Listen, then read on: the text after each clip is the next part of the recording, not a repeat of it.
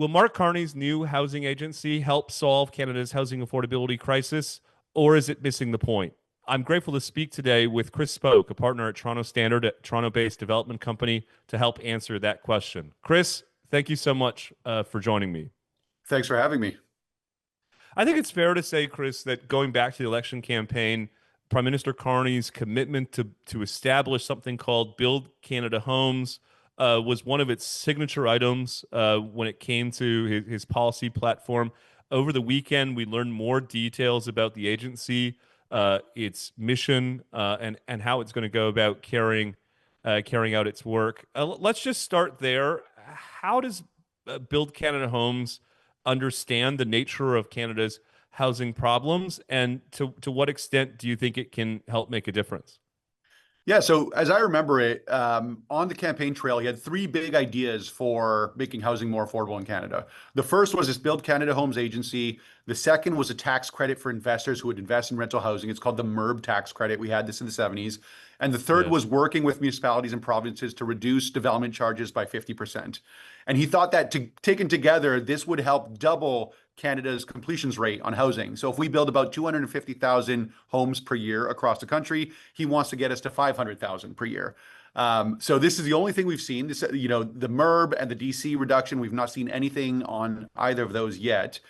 And as far as I can tell, the announcement that we saw just, I believe it was yesterday on the Build Canada Homes, I think if it gets to if there's this 250,000 unit delta between where we are and where he wants to get, I think if this helps us fill that gap by 5,000 units, so like 2% of the delta, I think it would be a success. Which is to say that I think it's focusing on the wrong things, and even as it focuses on the wrong things, it's focusing on them in the wrong ways. Well, let's start with problem diagnosis before we get the extent to which Build Canada Homes may be misfiring on the solutions. How do you understand the nature of the problem, and how is the government, at least as it's expressed it in the context of this weekend's announcement? Yeah, I think that it's broadly agreed upon that housing is expensive because there's not enough of it, right? We have this insufficient supply for the equilibrium price we would like to see. And the reason why we don't have as much housing getting built as maybe we should is because it's too heavily taxed and it's too heavily regulated. Most of the regulations come in at the municipal level. There are some at the provincial level, very few actually at the federal level. And most of the taxes, again, are kind of applied municipally, a little bit federally with the HST. But it comes down to as in most things, as with most things, it's taxes and regulations. We're kind of getting in our own way. But what you've just set out is, I think, growing consensus in housing policy circles, particularly as it relates, Chris, to market-based housing.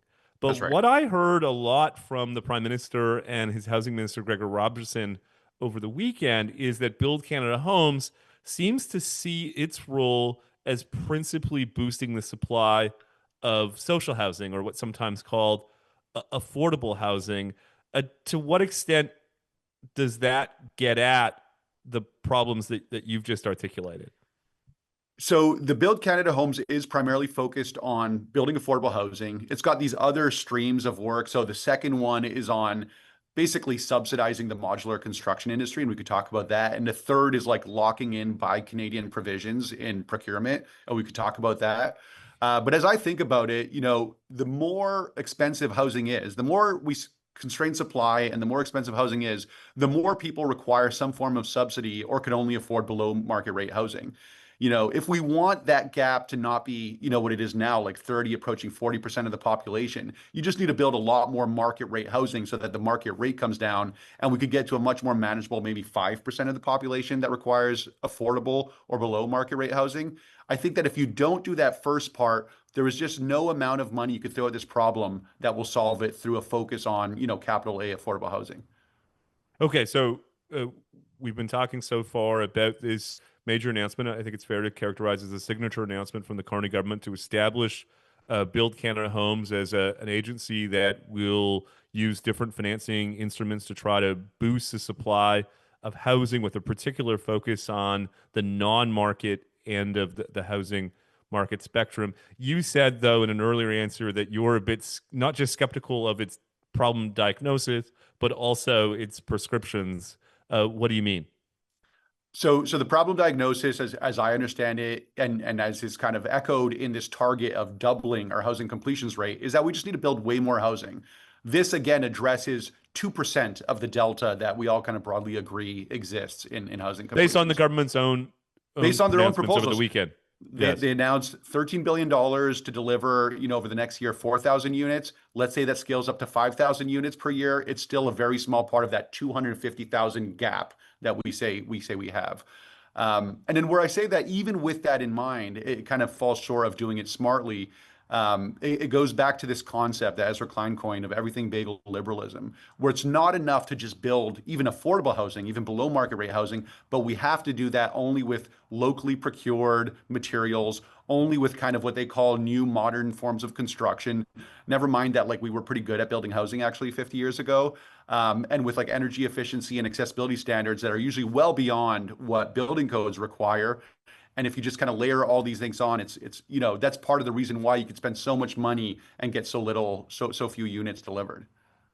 I'll ask before we wrap up what the spoke plan would look like to address the supply demand disequilibrium that, as you say, is at the heart of Canada's housing affordability crisis. Before we get there, let me just put a question to you that's been on my mind in the past 24 hours or so, and that is, what is different, Chris, from what we know so far about Build Canada Homes and CMHC, which of course has been financing affordable housing and social housing units in Canada for decades? So CMHC primarily does this through loan insurance programs, or in some under one program in particular, it's the lender itself. So it provides reasonable terms on construction financing and term loans for rental housing. This acts effectively as a subsidy for housing that meets its criteria, again, on accessibility, affordability, and energy efficiency. Build Canada Homes would have a more active role as an actual developer. Which again, Mm. going back to my point about misdiagnosis, I don't think that's what's missing in Canada is insufficient number of developers, but we're gonna have one more. So uh, let's put it to you plainly. Given that your understanding of the problem is different than what the government has articulated so far, and your inclination in terms of prescriptions is different, what should the government be doing? I think there's a lot. So first of all, it is worth noting that the federal government has the fewest levers available to it for housing. That said, it does have some, and they're quite powerful. So we mentioned that there is a change you can make to the tax code to incentivize more equity investment in housing. The MERB program was proposed by Mark Carney. Pierre Poilievre had a different, but I think something that would be a very effective policy proposal to deferred capital gains taxes on any sale of any asset in Canada as long as it was reinvested in Canada. So you could just imagine people selling businesses, land, real estate, and then reinvesting it into new housing construction. I think that would be rocket fuel to the building industry. The federal government manages a national building code, which most provinces try to maintain some harmonization with. I think there's a lot the federal government could do to simplify and modernize their building code to act as a model for provinces to simplify and modernize theirs. I would start in those directions. And, to the extent that a liberal government is convinced that it has to have some role in throwing some dollars at having affordable housing delivered, I think the easiest way to do this is just to buy buildings from developers. And, the problem with the government acting as a developer through this everything bagel lens is that it will always go above and beyond with community consultation, with accessibility, energy efficiency standards, with labor rules and procurement rules. It'll be much cheaper, I think, and I think de-risked because you could pull from a broader pool of developers. Just buy completed buildings and don't take on the development risk.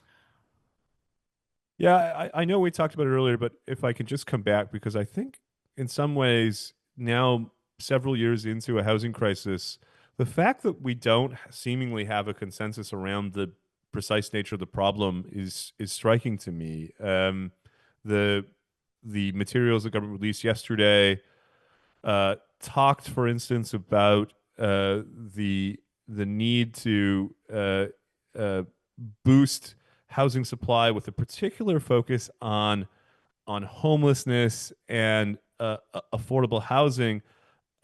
In that sense, does this almost like represent a step backwards in the sense that it did feel like in the Trudeau years, particularly when Sean Fraser was housing minister, there were differences in terms of policy instruments, but a general consensus that the solutions really revolved around boosting supply in the market share of Canada's housing overall housing market.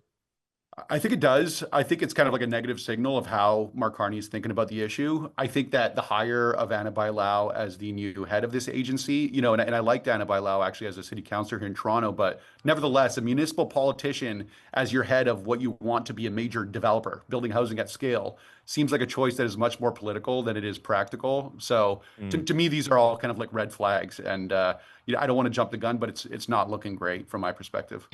Well, so let's project forward.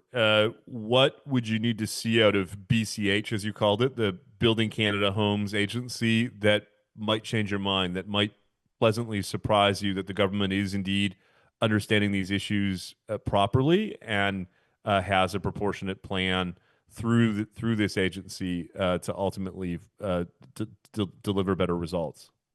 I think BCH generally is a pretty bad idea, and this focus that was announced yesterday is a pretty bad focus.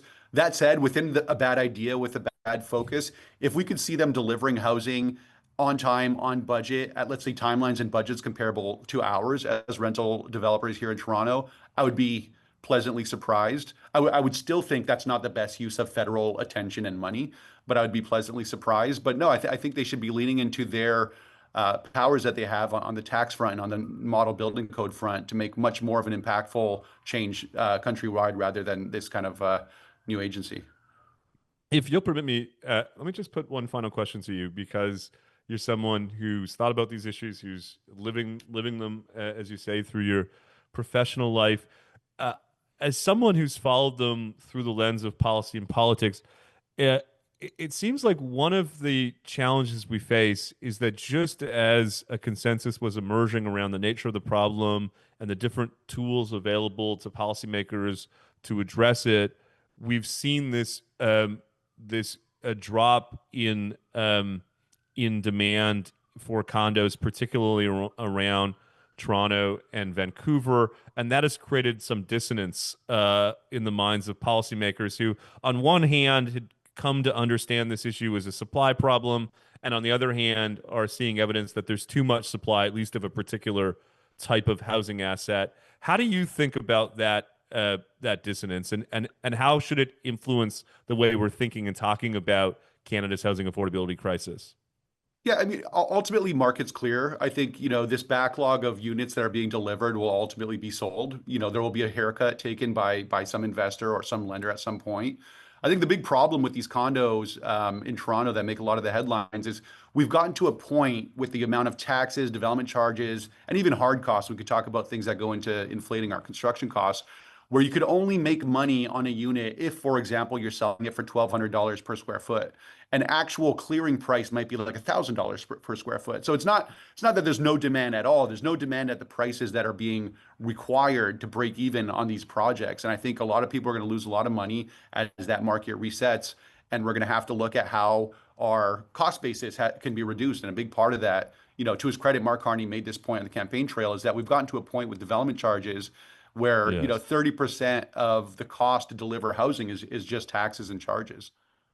Yeah. Well, Chris, these are important yet complex issues, and being able to draw on someone who's thought about them through a policy lens, but as I say, is living them out as a developer, it's great to be able to draw on those experiences. Chris Spoke, a partner at Toronto Standard, a development company in the city of Toronto. Thank you so much for joining us for this episode of Hub Hits. Thanks for having me. This video has been brought to you by Airbnb. Thank you, Airbnb, for sponsoring the Hub's YouTube channel this month. Governments, as Hub listeners and viewers know, are rightly focused on addressing Canada's housing crisis. But when they spend their time regulating short-term rentals like Airbnb, they're not focused on what matters most. According to Statistics Canada, the number of short-term rentals that could be potentially converted into long-term homes is just 0.6%. Yet Canada needs almost 6 million new homes by 2030 to achieve affordability. A closer look tells us that clearly building more homes, not regulating or restricting short-term rentals, is the only real solution. Learn more at airbnb.ca/closer look.